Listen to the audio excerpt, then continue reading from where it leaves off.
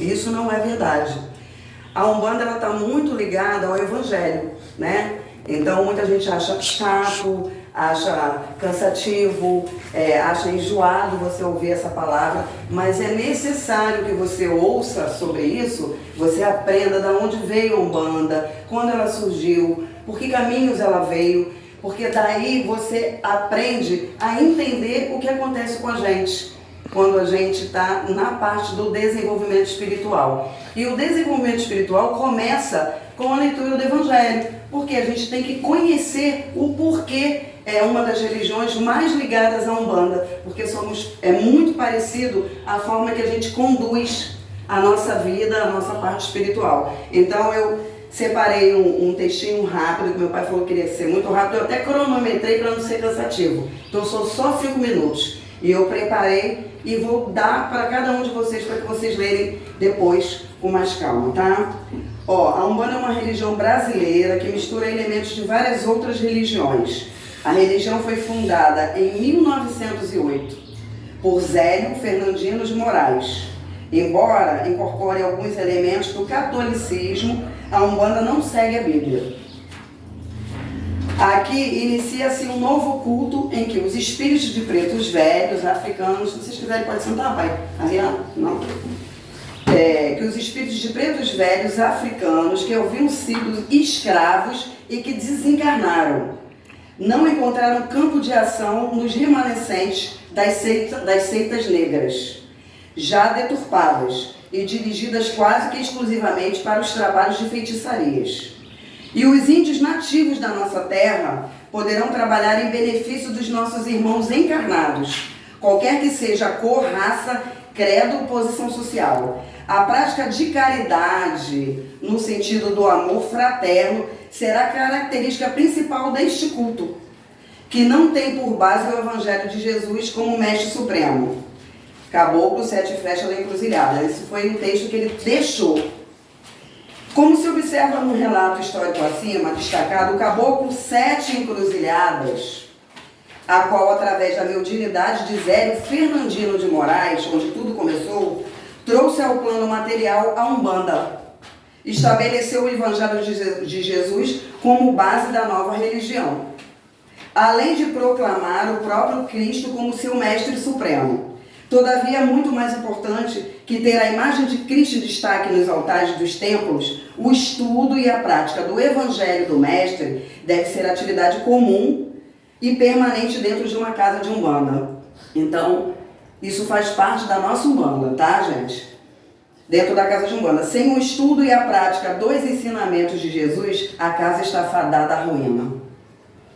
Não é à toa que os nossos queridos pretos velhos, quando manifestados, abençoam seus filhos em nome de nosso Jesus Cristo, de nosso Senhor Jesus Cristo. Igualmente, a linha dos baianos tem por padroeiro nosso Senhor do Bonfim, que nada mais é que a representação de Jesus crucificado.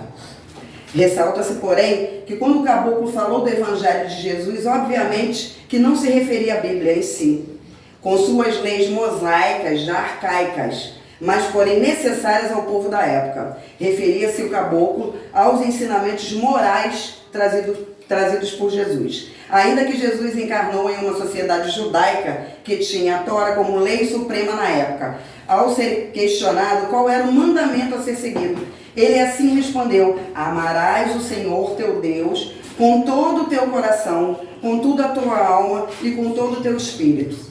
Esse é o maior e o primeiro mandamento. O segundo, porém, é semelhante a este: amarás ao teu próximo como a ti mesmo. Nesses 2 mandamentos resume toda a lei dos profetas. Portanto, mais importante do que qualquer forma dogmática vestida da alimentação de Cristo, veio anunciar que o maior mandamento é o amor a Deus e ao próximo.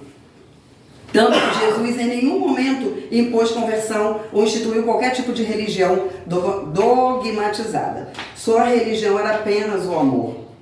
E a prática do amor consiste não apenas em amar os amigos, como ele mesmo ensinou, mas sim amar também os inimigos, os caluniadores, os que atentam contra a nossa paz, porque são irmãos desajustados do caminho. Portanto, seguir a Cristo é ser tolerante, paciente e bom, principalmente com aqueles que nos têm feito tanto mal.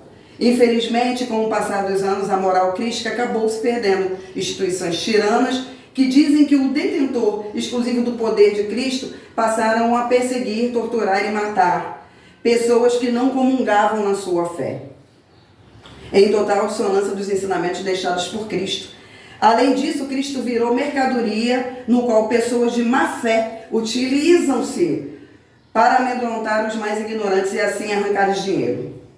Mas como a espiritualidade não desiste da terra, apresentou Allan Kardec com a obra O Evangelho segundo o Espiritismo, no qual os ensinamentos morais de Cristo são novamente ressaltados, deixando de lado toda e qualquer passagem que esteja fora dos seus ensinamentos. E é justamente esse iluminado livro que deve ser estudado, entendido e praticado como explicações dos espíritos superiores e mensagens complementares, o Evangelho segundo o Espiritismo. E o verdadeiro roteiro de conduta a ser seguido para todos, principalmente pelos médios que possuem a caridade como meta. Questões meramente materiais, organizações, institucionais, cargos, nada supre a modificação moral através dos ensinamentos de Cristo. Sem o estudo e a prática dos ensinamentos, o médium passa a ter uma visão meramente materialista das situações e acaba por deixar que as ervas daninhas do orgulho, do egoísmo, da vaidade cresçam um solo onde apenas as boas sementes deveriam germinar.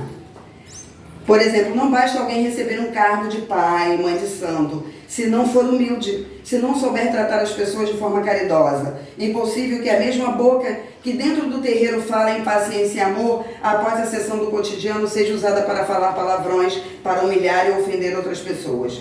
A modificação moral do médium não deve ocorrer apenas nos dias de sessões, mas sim em todos os atos de sua vida, para que não se deixe de ser um médium quando a sessão termina. A gente nunca deixa de ser um médium. Estou terminando. Orar e vigiar são ensinamentos de Cristo, que devem sempre ser relembrados por aqueles que optaram em se dedicar em prol da caridade, dentro de uma casa de umbanda. Como dito acima, sem esse estudo e principalmente sem a prática do médium, está fadado ao fracasso.